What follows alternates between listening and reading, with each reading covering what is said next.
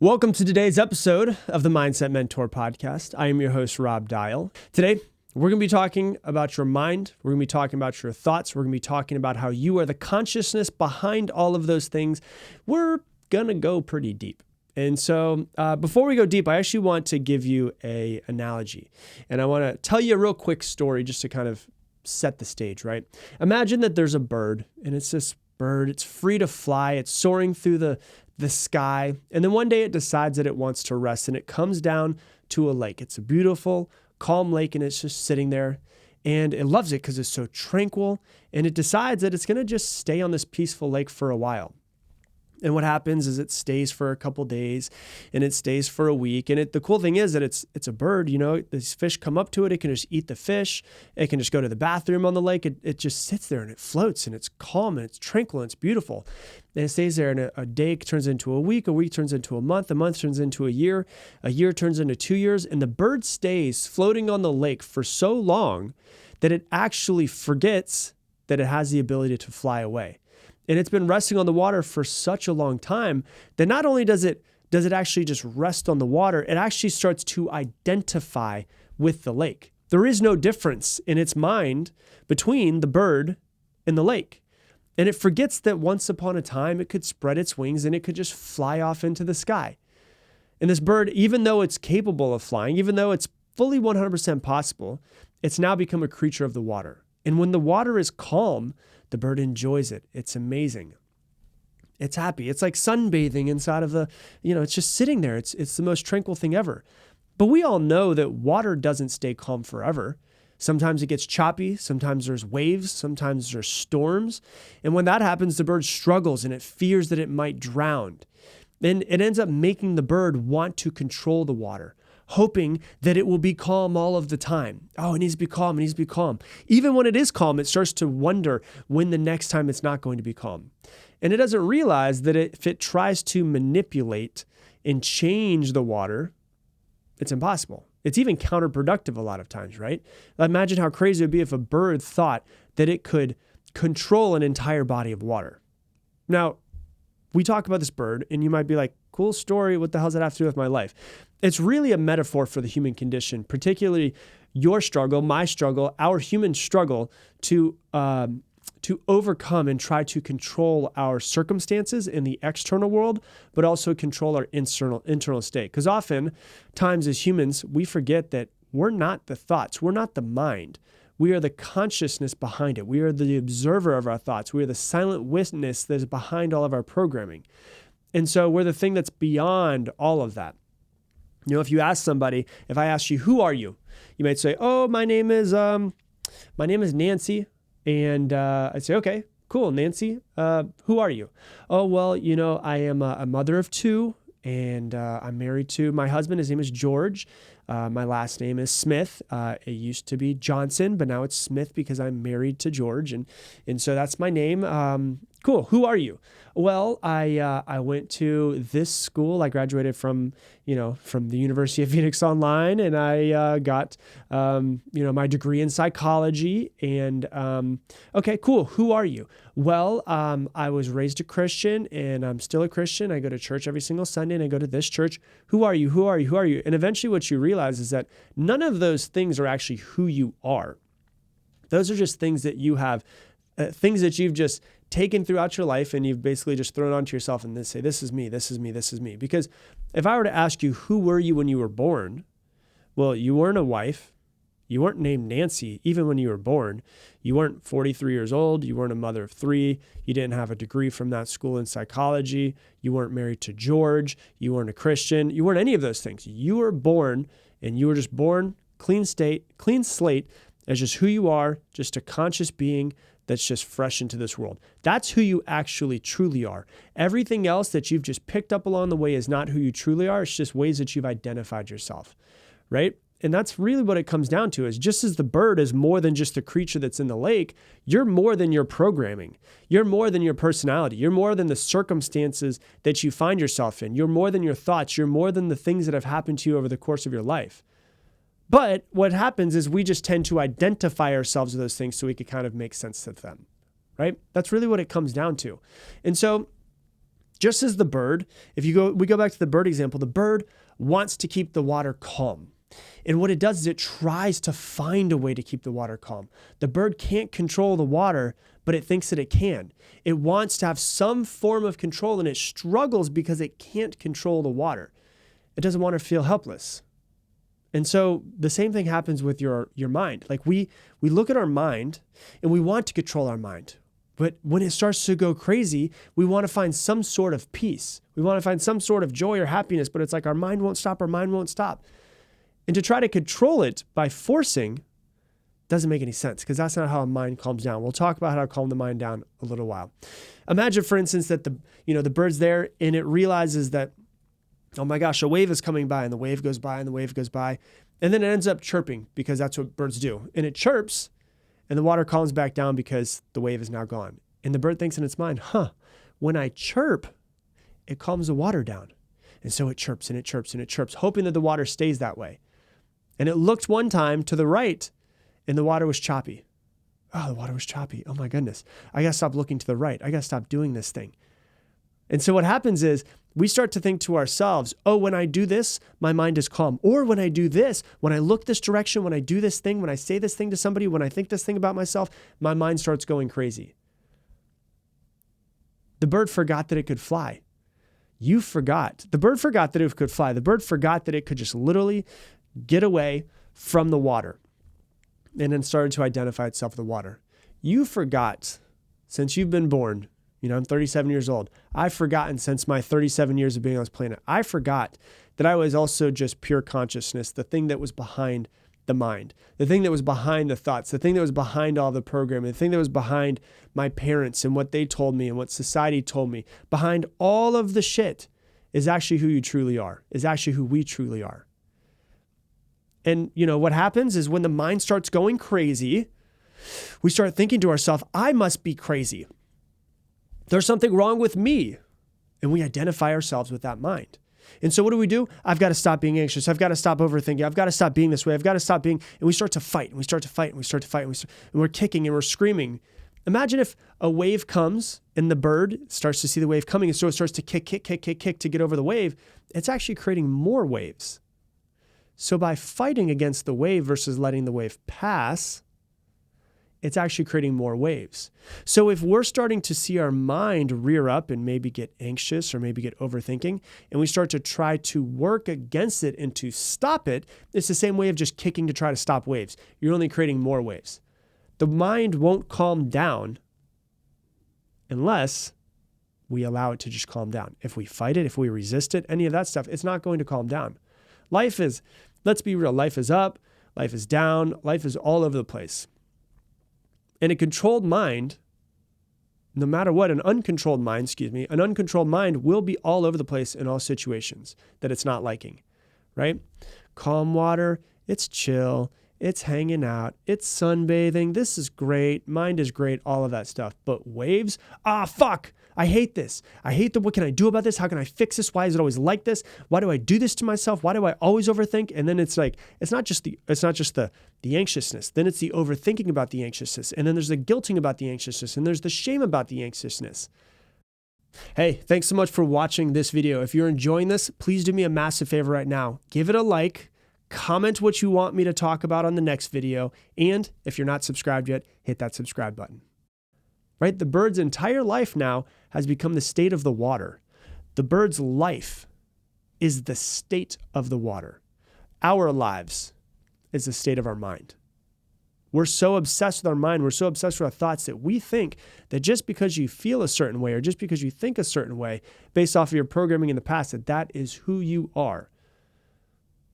But when the water becomes calm, this is the worst part about it, right? Like if the bird, now that its entire state is the water, and it loves when it's calm, but it hates when it's too crazy, then what happens is when it calms down, if there's enough times they've been hit by waves and hit by waves and hit by waves and hit by waves and hit by waves, then when it's calm, the bird can't even enjoy the calm because it starts thinking to itself and planning ahead. Well, it's really calm right now, but it can't stay this way forever. It's really calm right now, but what about when the next wave hits? What am I going to do when the next wave hits? What am I going to do when this happens? And what happens is the bird starts to get anxiety about what will happen the next time the bird has waves come. And it ruins a calm present moment, worrying about a potential future moment. How often do we do that with ourselves? How often do we have nothing's wrong? Like there's nothing wrong in this moment, but we're fucking freaking out, thinking about and worrying about and fearing the future, what could possibly happen. And if you've been listening to this podcast for long enough, you know the statistics behind it. Psychologists have found that 85% of what you worry about will never happen. And out of that 85% that will never happen, there's another 15% where it will happen. And approximately out of that 15% that will happen, 12% of that 15% doesn't happen near as bad as you think that it will, which means that 3% of what you worry about actually happens the way that you think they'll happen. 1 out of 33 times that you worry, it happens the way that you think that it will happen.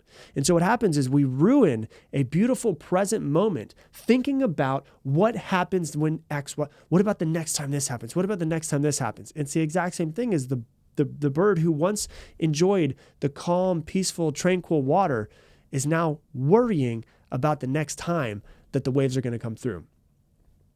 We can't identify with it. You have to realize through all of this that the mind is not who you are. Just like the water is not the bird. Just as the bird has been on the water for so long that it identifies with it, you have been in your mind, in your programming, in your personality for so long that you have identified with it. So what do? What the hell do we do when the waves of life come in our mind and we start to freak out and we start to overthink, or something happens that we don't like and now we feel anxious about it? What do? We've got to really learn to let life pass. Let your mind do what it's going to do. That's really hard for a lot of people. Let your mind do what it's going to do. Let life pass. The natural state of the water is calm. The natural state of a lake, if you've ever walked to a lake and there's no outside forces, there's no wind, there's no boat that goes by, there's no rock that's dropped into it, the natural state of a water is calm. The natural state of your mind is calm.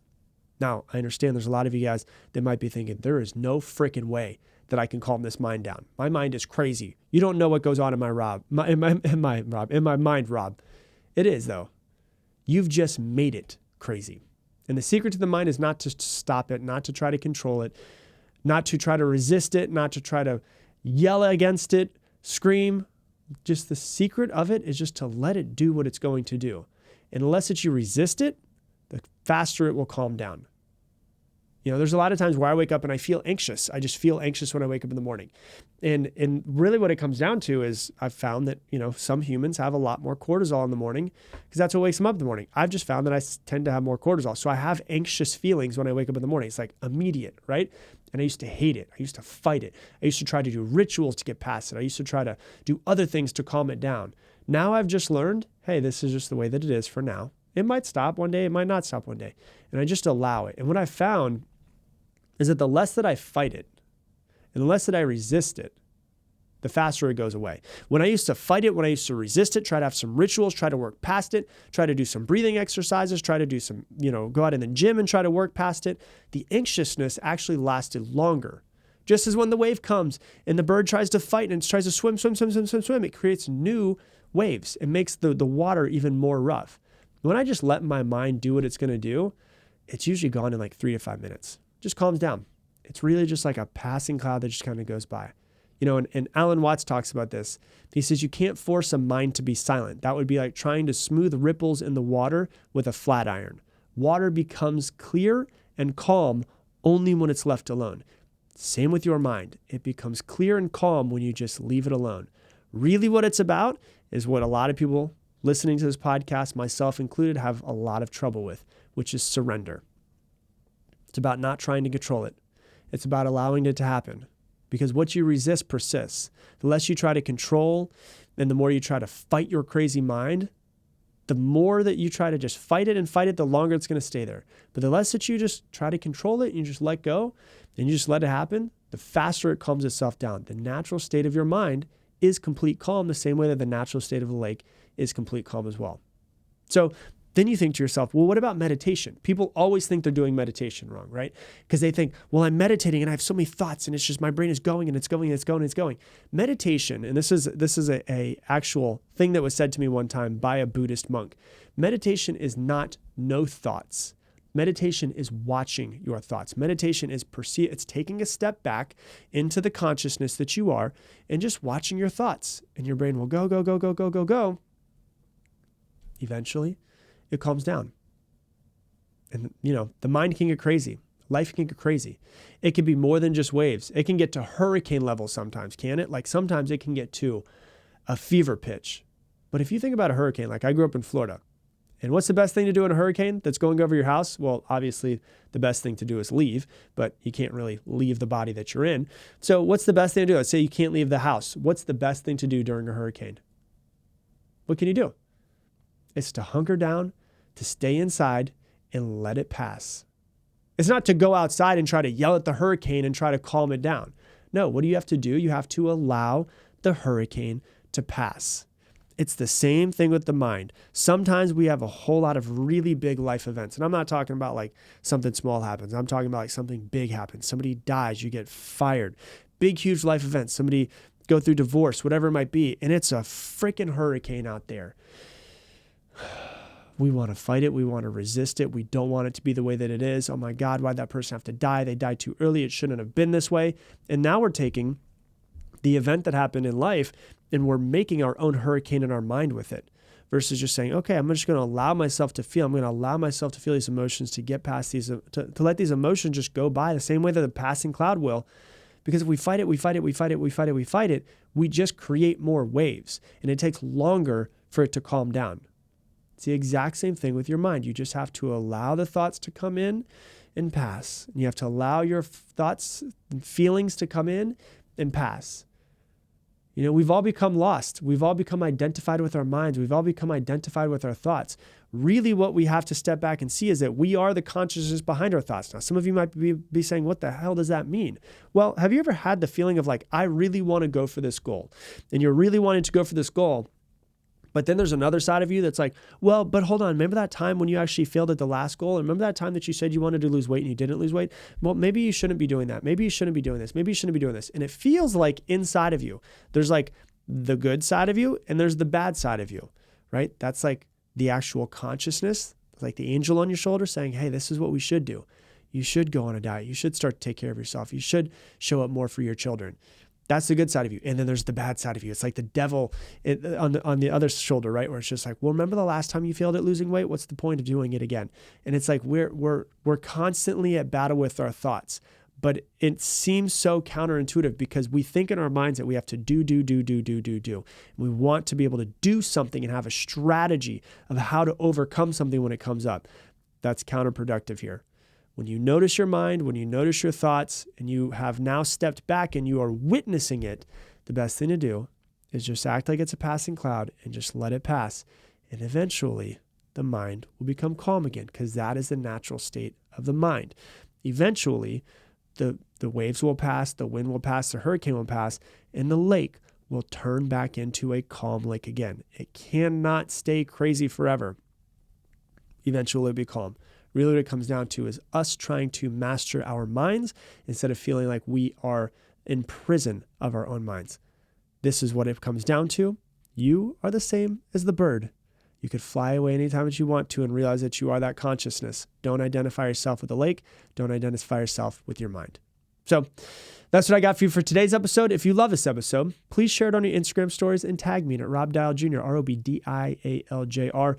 That way we can spread the word and more people can find this podcast and hopefully allow them to impact their lives as well. So if you got some sort of value from this episode, share it with the world, would you?